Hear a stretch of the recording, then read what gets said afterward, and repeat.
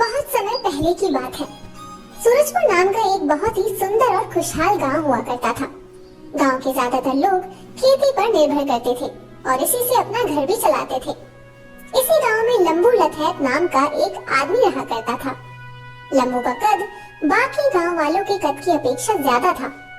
लंबू के पास खानदानी जायदाद होने की वजह से वो काफी अमीर था। उसके दादा थान सिंह लठ बेचने का काम करते थे। उसके पिता ने भी यही काम किया और अब लंबू लठैत भी पेड़ों को कटवाकर मजबूत लठ तैयार करवाता और उन्हें शहर में बेचता था। अपने लठ का जोर वो गांव में हर किसी को दिखाकर उन्हें डराता था। एक दिन, मुझे ये लठ चाहिए भाई, क्या दाम है इसका? 100 रुपए। मेरे पास 100 रुपए तो नहीं, क्या तुम ये लठ मुझे 80 रुपए में दे सकते हो? क्यों बे, मैंने क्या यहाँ पर खैरात लगा रखी है? तुम जैसे भिखारियों को ऐसे कम पैसों में लठ बांटता रहा तो मुझे भी तुम लोगों की तरह कटोरा लेकर सड़क पर बैठना पड़ जाएगा। नाराज क्यों होते हो?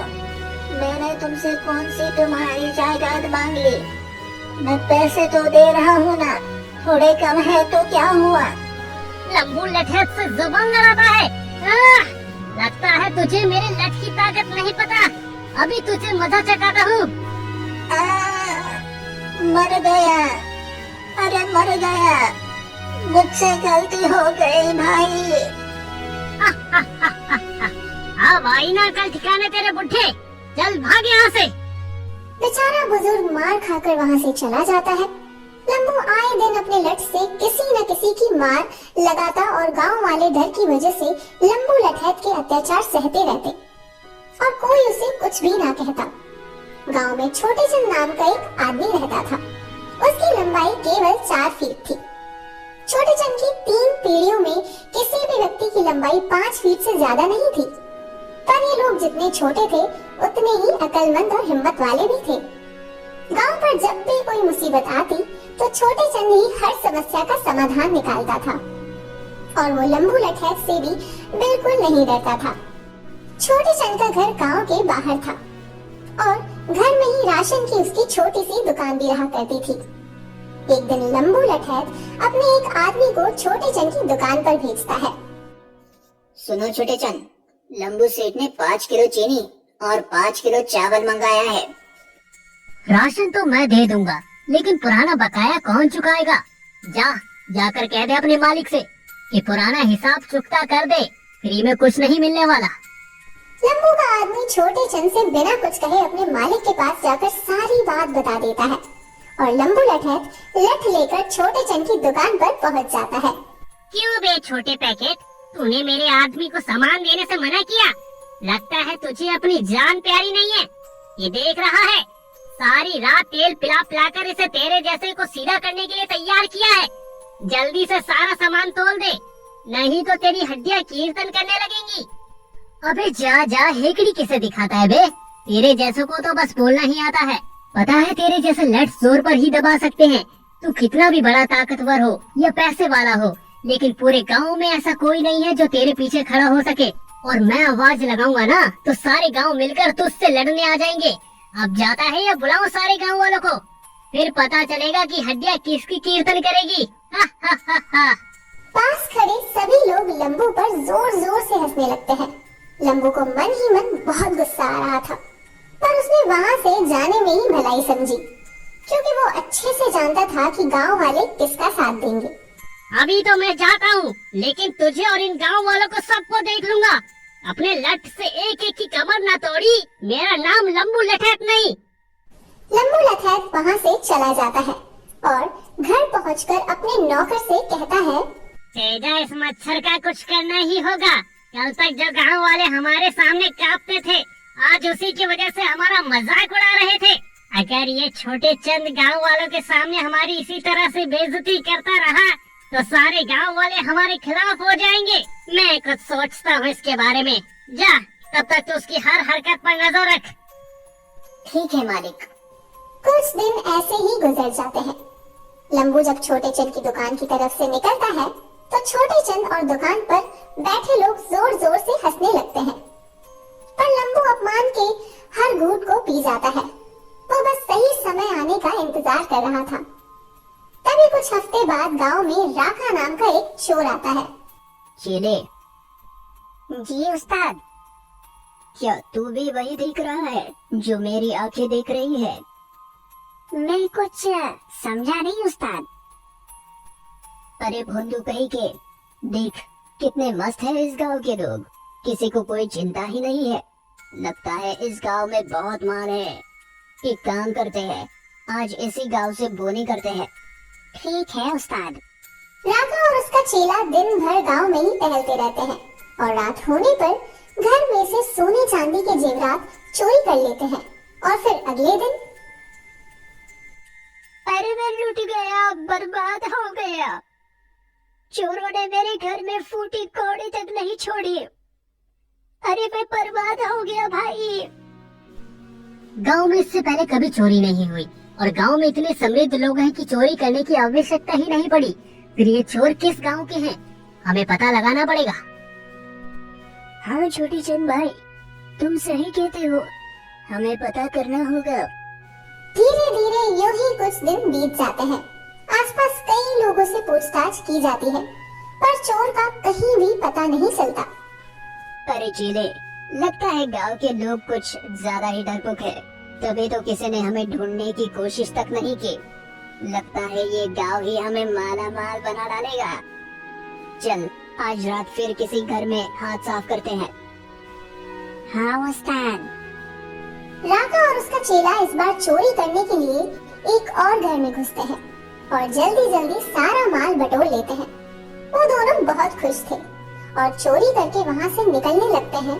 तभी राका का चेला खाट से टकराकर गिर जाता है।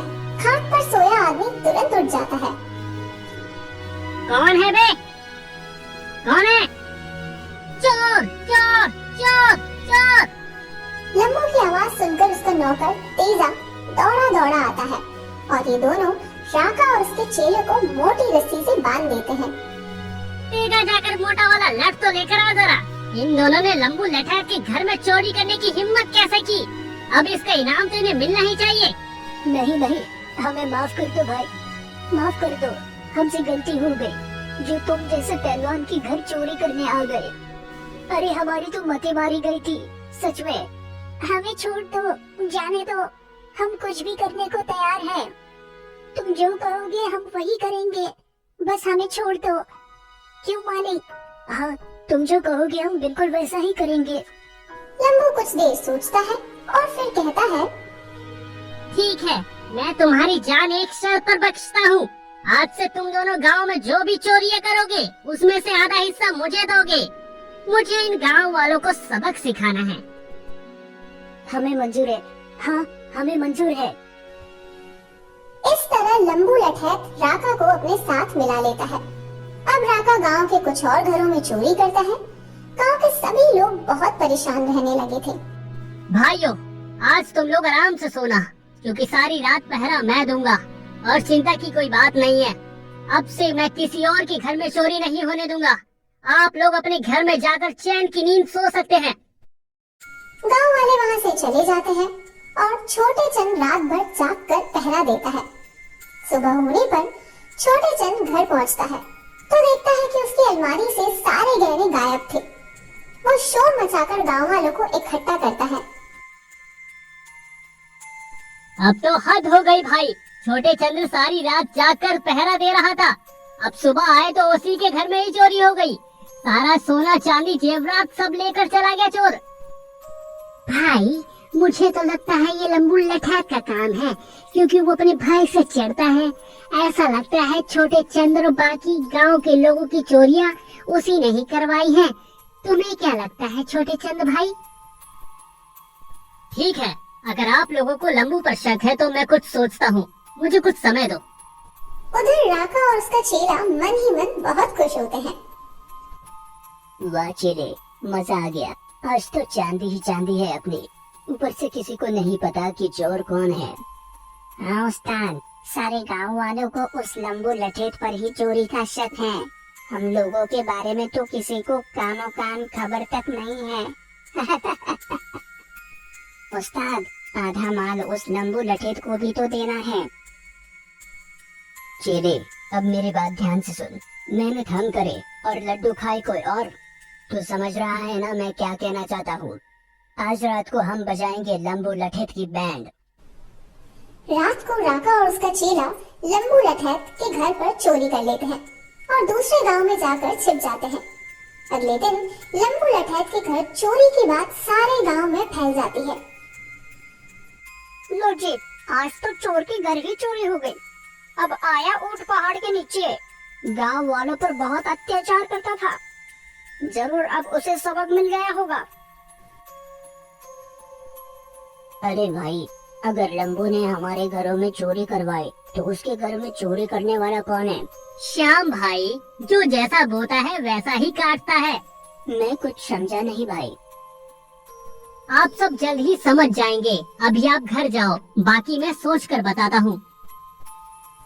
गांव वालों के जाने के बाद छोटे चंद ने 2 बोरों में कुछ कागज के टुकड़े भरकर दुकान पर रख लिए और इन्हें अच्छी तरह बांध दिया। जो भी दुकान पर आकर इन बोरों के बारे में पूछता तो छोटे चंद कह देता कि बोरों में नोट भरे हुए हैं। ये बात राका चोर को भी पता चलती है और चेला गुरु दोनों बहुत खुश होते हैं।